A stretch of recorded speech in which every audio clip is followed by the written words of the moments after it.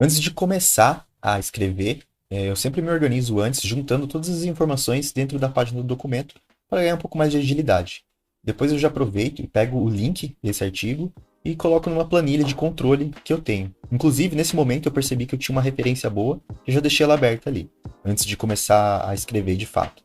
Então daí eu volto para o documento e eu vou começar a desenhar o esqueleto. Nesse caso eu sei que são 10 dicas, então eu já agilizei muita coisa. E, montado o esqueleto, é hora de conferir as referências que o cliente enviou, né? Então eu começo a abrir os links.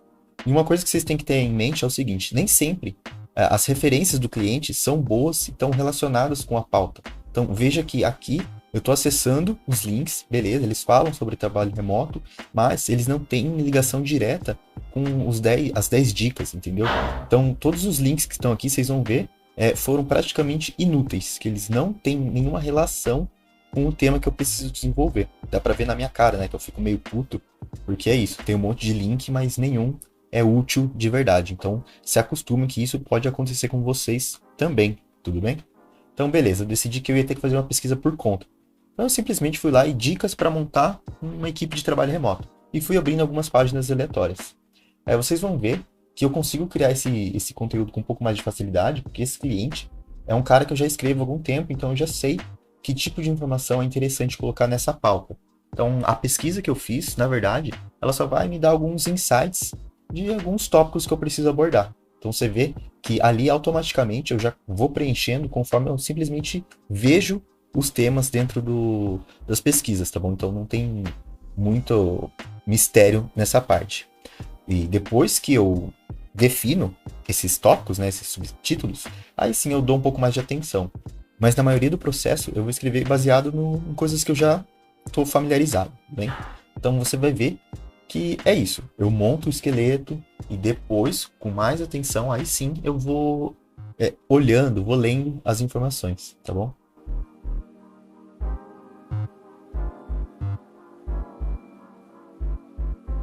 Nesse trecho aqui agora, eu abro aquele texto que eu deixei salvo como referência, né, de um conteúdo que eu já havia criado, e eu peguei esse comecinho para criar a introdução. Então eu vou me basear nisso na hora de criar a abertura do texto. Você vai ver mais para frente. Então agora eu começo a editar. Então eu deixei tudo como título 2, né, que é o subtítulo adequado, o H2 famoso, e agora eu estou pronto para criar.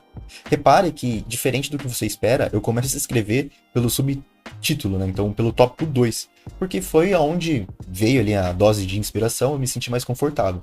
Então não se prenda ao fato de que você precisa seguir a ordem linear, e começa por cima, a introdução. Não, começa por onde você se sentir confortável. Veja esse meu caso aí, eu comecei pelo subtítulo 2, aí depois eu fui mudando. Então leio um pouco mais das referências, tenho mais algumas ideias e volto para o texto original. Então continuo escrevendo, agora estou criando aqui a primeira dica, né? Então você viu que a minha ordem ela é meio aleatória.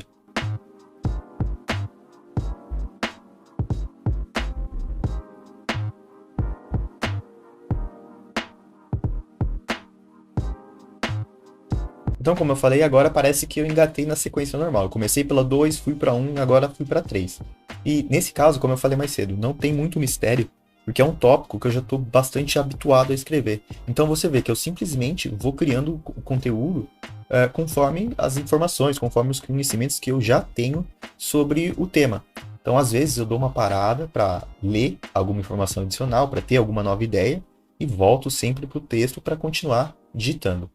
Você vai ver que eu coloco as ideias, eu coloco o conteúdo ali, sem me preocupar muito com formatação, com erro, sabe? Eu simplesmente vou escrevendo para ter a ideia maior pronta.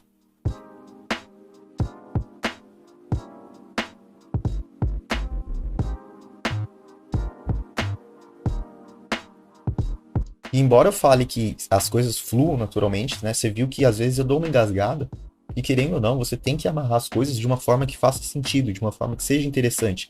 Então, às vezes eu dou uma travada porque não ficou interessante, não ficou agradável, sabe? Então eu paro e fico pensando às vezes em como mudar a história, em como escrever de uma forma mais interessante.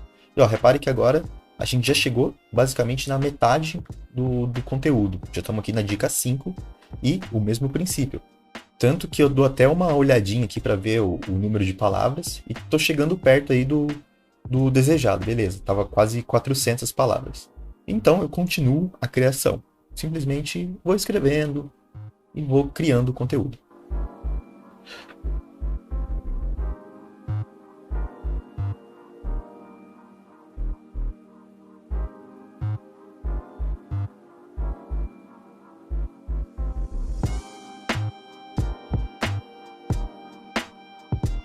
Como eu disse mais cedo, vocês vão reparar que nos meus textos, pelo menos no primeiro momento de criação, existem vários erros. Olha ali, tudo as listrinhas vermelhas, as listrinhas azuis, são erros que o corretor aponta, só que eu não faço questão de arrumar nesse momento, sabe? Eu deixo para fazer essa alteração, essa manutenção das informações, logo depois que eu termino. Vocês vão ver como é que é o processo. Então, no meu estilo de criação é sempre esse ping-pong. Vai para referência, volta para o texto, escreve alguma coisa. Ah, e travou? Volta de novo para referência. Nesse ping-pong eu vou criando o conteúdo. Ó, repare que às vezes eu estou focado no que eu preciso fazer e você vai ver que vão acontecer imprevistos. Nesse caso, a minha mãe apareceu no quarto e pediu uma ajuda com o celular. Então você tem que reconhecer que às vezes você vai estar no flow lá, você vai estar focado e alguma coisa, algum imprevisto vai aparecer. Então na sua rotina como redator, isso é normal, tá? Você tem que considerar esse tipo de coisa, porque não adianta nada você ficar focado e de repente acontece alguma coisa, você tem que parar e perde todo o ritmo. Então se acostume e inclua esses imprevistos na sua rotina, tudo bem? E aqui vocês vão perceber um problema que eu costumo enfrentar com frequência, né? Que eu acabei de terminar a dica 7, beleza? Aí eu fui dar uma conferida no número de palavras. O que acontece? Estourei o limite do texto, né? Que eram 500 palavras, já estava com 582. Me ferrei. Então eu começo a ser um pouco mais crítico e vou cortando algumas coisas, sabe? Então eu fico pensando o que eu faço para diminuir esse conteúdo. Mas tudo bem. Eu já sei que eu estourei, mas vou continuar escrevendo e depois eu vejo onde eu passo a faca. Então, entro agora na dica número 8. E continuo escrevendo como eu estava seguindo, né?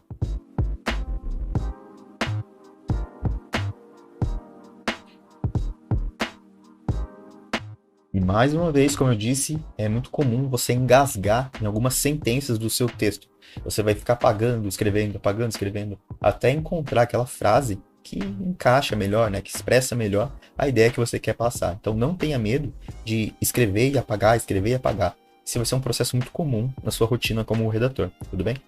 Então agora caminhando aqui para os finalmente do texto, né? Terminando um pouquinho, indo para a reta final, continuo aqui esclarecendo as dicas e digitando. Eu sei que eu já estourei o tamanho do texto, mas a gente vai resolver isso depois.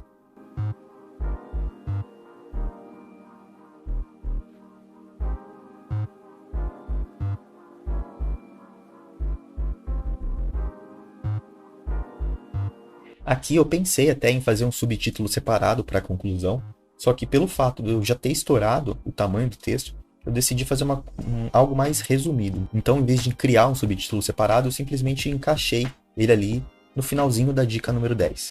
E se você viu nas informações que estavam no briefing, o CTA que eu precisava usar, nesse caso, né, nesse texto, era simplesmente convidar o leitor a continuar acompanhando o site, né, o blog do cliente. Então, já inseri ali para o cara continuar acompanhando o material, né, os textos da área. Então agora o que acontece? Eu volto para a introdução. Olha só que louco. Em vez de fazer a introdução logo no início, eu acabei deixando para o final, depois de ter uma compreensão melhor das coisas que foram abordadas no texto. Tá? Então, e além de tudo, eu tinha aquela inspiração de outro texto lá, da referência que eu peguei lá no começo do processo, lembra? Então, eu não queria gastar muito tempo na introdução, simplesmente porque eu não tinha espaço, né? Eu precisava ser enxuto, porque a minha quantidade de palavras já estava estourada. E, como eu falei, olha, agora eu começo a corrigir os erros, tá? Então, a primeira revisão que eu faço, né, mais leve, é simplesmente remover essas incoerências que o corretor apontou. E agora vai começar um processo da revisão 2, vamos falar assim, que é o momento da faca. Eu preciso cortar conteúdo para atingir a meta que estava no brief, né? Então, as 500 palavras. Então, agora eu começo a ler o conteúdo com um olhar um pouco diferenciado, né? Tentando ver o que eu posso remover sem afetar a qualidade do conteúdo. Então, vocês têm que entender o seguinte: não se apegue demais às suas criações.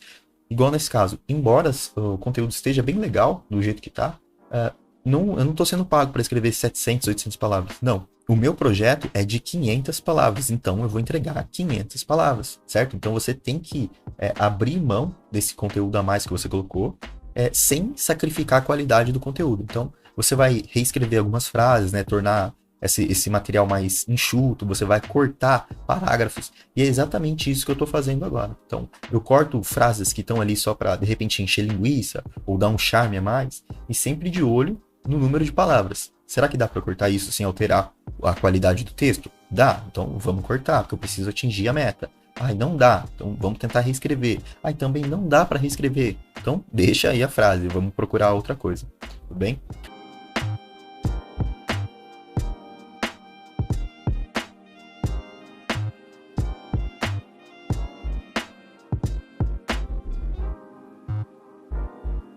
Então aqui eu dei uma paradinha porque a música acabou no meio do processo e eu não gosto de trabalhar sem música.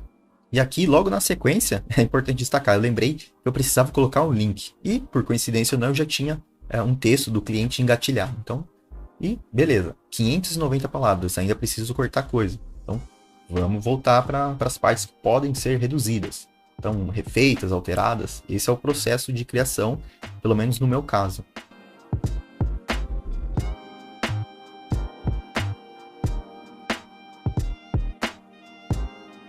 Agora eu estou fazendo uma leitura um pouco mais detalhada de novo para ver o que pode ser removido, alterado, sabe?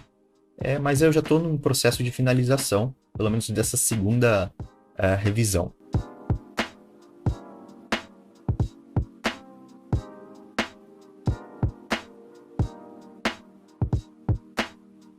Faço a contagem de palavras.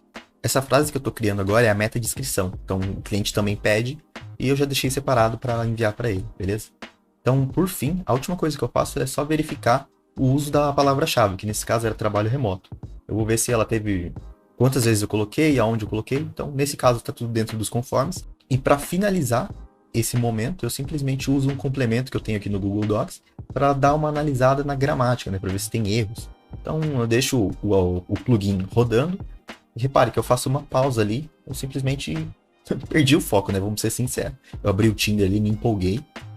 Tanto que deu até um match ali, você viu que a minha cara de surpresa é bem reveladora. Mas de qualquer forma, veja que o meu processo de criação, ele não é dos mais lineares, sabe? Mas eu acredito que isso só acontece porque eu já tenho um certo tempo de experiência. Então agora eu voltei aqui para o foco original, estou vendo as sugestões do plugin e vou alterando conforme eu acho pertinente ou não, né? Porque por mais que seja um plugin de correção, nem todas as indicações são realmente boas para o que precisa ser feito, tá bom?